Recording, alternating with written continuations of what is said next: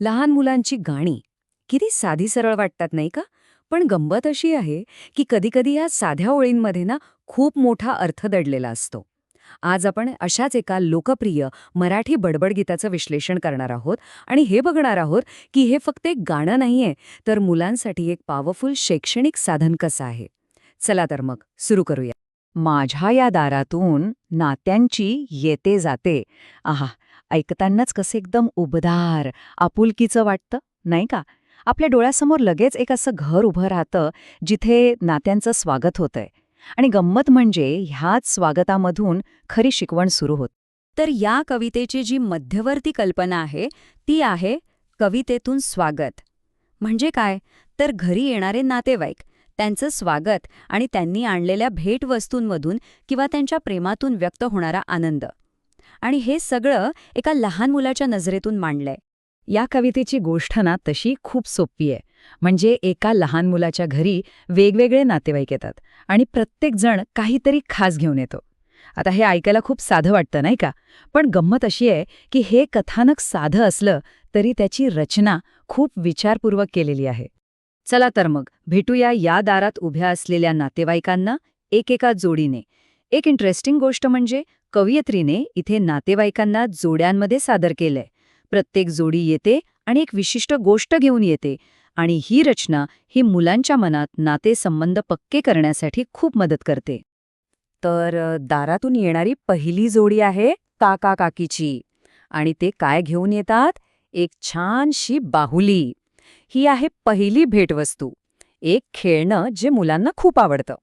आणि इथूनच कवितेतला एक विशिष्ट पॅटर्न सुरू होतो, जिथे प्रत्येक नातेवाईक काहीतरी खास घेऊन येतो. त्यानंतर येतात मामा मामी आणि ते मुलांसाठी काय आणतात? खाऊ. आता बघा, खाऊ हा शब्द फक्त खाण्यापुरता नाहीये.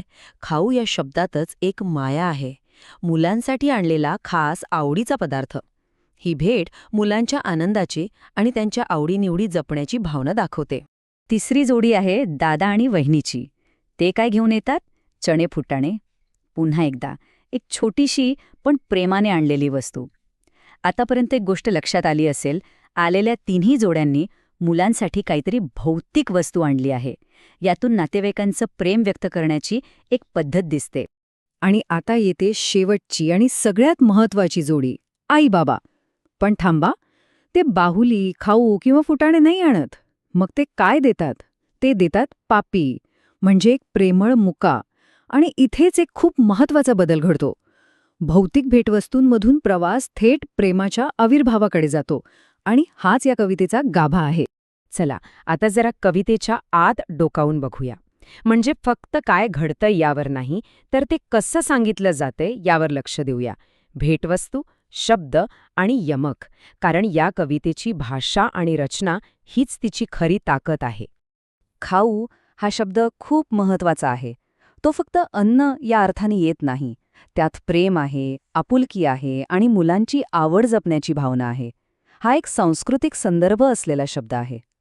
त्याचप्रमाणे पापी ही काही वस्तू नाहीये, ही एक कृती आहे. प्रेमाची आणि वात्सल्याची थेट अभिव्यक्ती. इतर नातेवाईक वस्तू देतात, पण आईबाबा थेट प्रेम देतात. इथे हा फरक अगदी स्पष्टपणे दिसतोय. एका बाजूला आहेत नातेवाईकांनी आणलेल्या भौतिक भेटवस्तू आणि दुसऱ्या बाजूला आहे आईबाबांनी दिलेली प्रेमाची पावती. हा या कवितेतून मिळणारा एक अत्यंत महत्वाचा भावनिक धडा आहे, नाही का?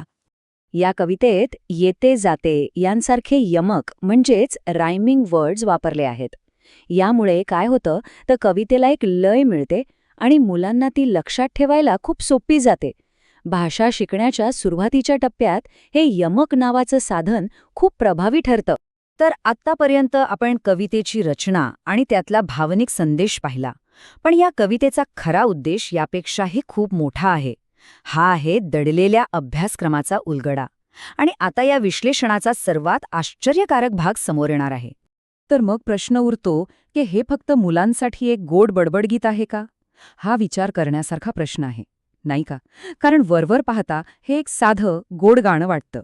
पण या साध्या ओळींमागे एक संपूर्ण अभ्यासक्रम दडलेला आहे. हो, हे खरंय. या छोट्याशा कवितेवर आधारित 50 पेक्षा जास्त प्रश्न तयार केले जाऊ शकतात. म्हणजे विचार करा, हे फक्त एक गाणं नाही, तर मुलांची आकलनशक्ती, स्मरणशक्ती आणि निरीक्षण क्षमता तपासण्याचं एक उत्तम साधन आहे. ही काही उदाहरणं आहेत. बघा कविता कशी प्रश्नमंजुषा बनते. बाहुली कोण आणतं? गोड खाऊ कोण आणतं? कवितेत नातेवाईकांच्या किती जोड्या आहेत? किंवा दारातून या शब्दाचा अर्थ काय?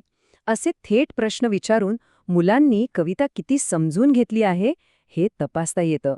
हा या कवितेच्या शैक्षणिक कार्याचा ठोस पुरावा आहे. तर सांगण्याचा मुद्दा हाच आहे, ही केवळ एक कविता नाहीये. हा भाषा, नातेसंबंध आणि निरीक्षणाचा एक पायाभूत धडा आहे. जणू काही मनोरंजनाच्या गोड आवरणाखाली दडवलेला एक सुनियोजित आणि परिपूर्ण पाठच आहे हा. यातून मुलं भाषा, नाती आणि आपल्या सभोवतालच्या जगाचं निरीक्षण करायला शिकतात. आणि हे आपल्याला एका मोठ्या विचाराकडे घेऊन जातं. आपल्या सगळ्यांच्या बालपणी अशा काही गोष्टी, गाणी किंवा कथा असतील, ज्या वरवर साध्या वाटल्या, पण खरं तर त्या आपल्या आयुष्यातील पहिले आणि महत्त्वाचे धडे शिकवत होत्या. थोडा विचार करून बघा.